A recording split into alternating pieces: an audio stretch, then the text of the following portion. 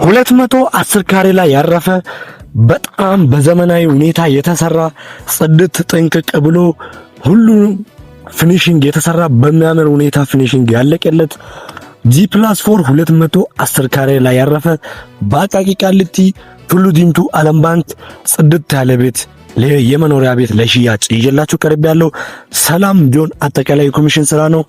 ቪዲዮ ላይክ፣ ፎሎ፣ ሼር፣ ኮፒ ሊንክ እያደረጋችሁ ቀስ ብላችሁ እስከ መጨረሻ ተከታተሉን። እዚህ አሁን የምንገኘው የመጀመሪያው ወደ ውስጥ ገብተን ነው ግቢ ነው።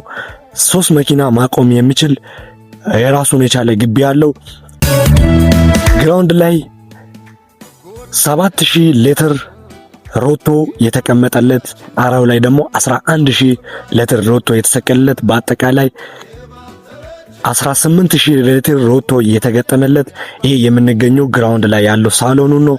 ግራውንድ ላይ ያለው ሳሎን ይሄንን ይመስላል፣ ሰፋ ለቀቅ ያለ።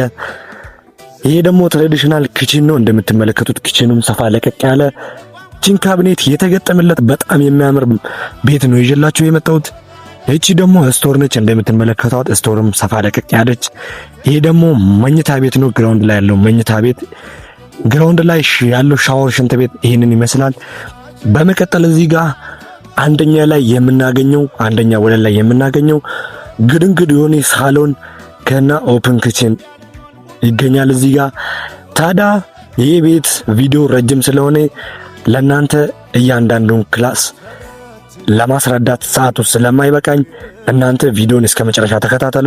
እኔ ስለ ቤቱ አንዳንድ ነገር ልበላችሁ። እዚህ ጋር ቤቱ በአጠቃላይ 15 መኝታ ያዘው ሲሆን እያንዳንዱ ማስተር ቤድሩም የራሱ ሻወር ቤትና ቁም ሳጥን የተገጠመለት በጣም የሚያምር ጽድት ጥንቅቅ ብሎ የተሰራ ቤት ነው ይዤላችሁ የመጣሁት። ይሄ የመጀመሪያ ግዙፍ የሆነ ማስተር ቤድሩሙ ነው። እንደምትመለከቱት ቁም ሳጥን የተገጠመለት የራሱ ሻወር ቤት ያለው በአጠቃላይ እንደነገርኳችሁ 15 መኝታ ቤት ያለው ሲሆን 7 ኮመን ሻወር ሽንት ቤት አለው።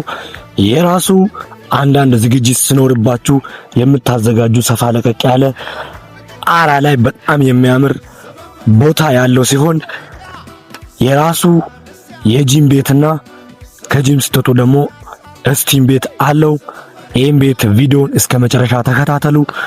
ጆን አጠቃላይ የኮሚሽን ስራ ላይክ፣ ፎሎ፣ ሼር፣ ኮፒ ሊንክ እያደረጋችሁ ለዚህ ቤት አዲስ ከሆናችሁ ደግሞ እንደዚህ አይነት ጠቃሚ መረጃዎች እንዲደርሶት ላይክ፣ ፎሎ፣ ሼር፣ ኮፒ ሊንክ እያደረጋችሁ እስከ መጨረሻ ተከታተሉ ቪዲዮን። ይህ ቤት በ57 ሚሊዮን ብር ብቻ